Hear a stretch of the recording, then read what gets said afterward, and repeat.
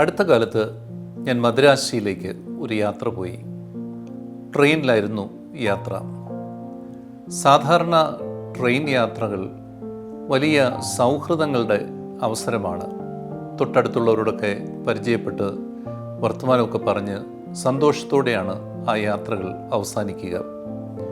എന്നാൽ ഈ ട്രെയിൻ യാത്ര വളരെ വ്യത്യസ്തമായിരുന്നു.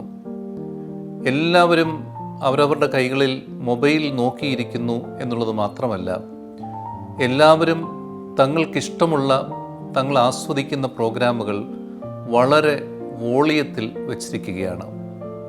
യഥാർത്ഥത്തിൽ ആർക്കും തമ്മിൽ മനസ്സിലാക്കാൻ കഴിയാത്ത ഒരു ബാബേൽ ഗോപുരം പോലെയായിരുന്നു ആ ട്രെയിൻ യാത്ര. ജീവിതത്തിൻ്റെ അകത്ത് പലപ്പോഴും നമ്മൾ മറന്നു പോകുന്ന ഒരു യാഥാർത്ഥ്യമുണ്ട്.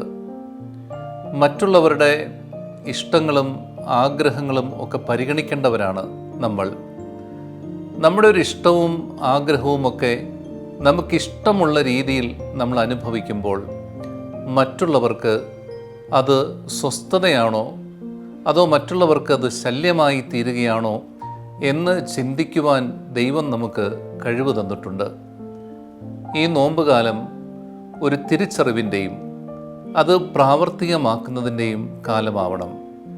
എൻ്റെ ഇഷ്ടങ്ങളും എൻ്റെ ആഗ്രഹങ്ങളുമൊക്കെ ഞാൻ നിറവേറ്റുമ്പോൾ, എൻ്റെ ഹോബികൾ ഞാൻ നടപ്പിലാക്കുമ്പോൾ അത് മറ്റൊരാൾക്ക് അസ്വസ്ഥതയ്ക്ക് കാരണമാകാൻ പാടില്ല എന്നുള്ളൊരു നിർബന്ധം നമ്മുടെ ജീവിതങ്ങളിലേക്ക് നമുക്ക് സ്വീകരിക്കാം.